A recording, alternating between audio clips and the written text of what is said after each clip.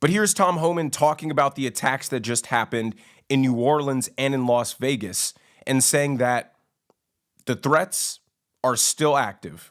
Watch. Well, look, I think the further the investigation goes, I think they are going to find a connection between the two incidents. But look, they're both suicide events.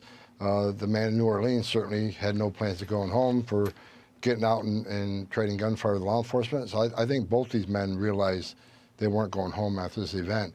But the threats aren't over. I've been on this network for 4 years talking about the threats coming across our southern border. And, we got a record number of known gotaways. Over 2 million people enter this country. We don't know who they are or where they came from or what their purpose to come to this country. They weren't vetted, they weren't screened, they weren't fingerprinted. We don't know who they are.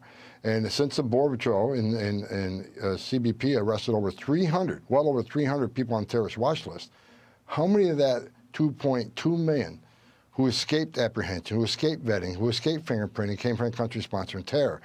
Even Christopher Wray, the director of FBI, said numerous times under testimony in front of Congress that this is the biggest national security vulnerability he's seen. I agree with him. So we're not out of the woods. This country is in grave danger. We need to secure that border. And despite what's happened the last 2 days in Las Vegas and in New Orleans, this administration is not stopping. They're still releasing thousands of people every week through the CBP One app, the CHMV program, and Border Patrol continues to release people in this country without proper vetting. This is not a good thing, and I can't wait for the new administration to take power and secure this border and protect our national security. Well, he is 1,000% right. And just because these two attacks came from U.S. citizens, which is concerning in its own right, because why are Americans getting radicalized, especially Americans that have military history?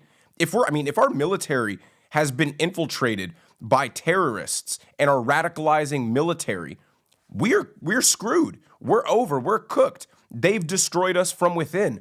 And that is like rule number 1 of Sun Tzu's Art of War. Why go to war with an enemy when you can just destroy them from within? And so you have a combination of U.S. citizens getting radicalized, probably and likely working in conjunction with terrorists, and then you have a record number of terrorists who have entered the country. It just makes you think, how much worse is this going to get? Terrorists aren't coming to this country because they're trying to assimilate in a society and live a peaceful American dream. They are planning for an eventuality where they are going to cause mass destruction and chaos within the American homeland. Biden's open border policies will go down as the most treasonous act that a president has ever committed. Think about it. All Democrats offer is free stuff. Government sponsored this, government handout this. And who's going to appreciate that more than anybody? Illegals who have absolutely nothing. They see that black people are finally starting to wake up and realize that the Democrat Party isn't there to help him. And if they lose that base, well, then they have to replace it somewhere. They can't just change their policies. Their policies are about bigger, more expansive government.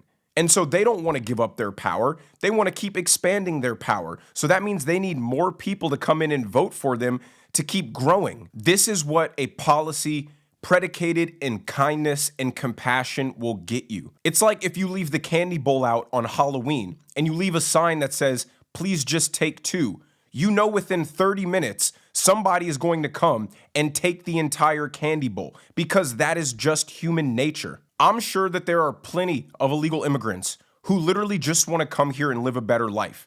That's fine, but you still can't do it illegally. But outside of those people, there are many, and I mean very many people who are coming here for the sole purpose of destroying America. And the strategy that the cartel used was simple. They would just flood border crossings. So all the agents from that area would have to come to deal with that particular influx of migrants. And then when all the other areas were essentially open, that's when they sneak through the fentanyl. That's when they sneak through the guns and the weapons. That's when they sneak through the terrorists and the spies.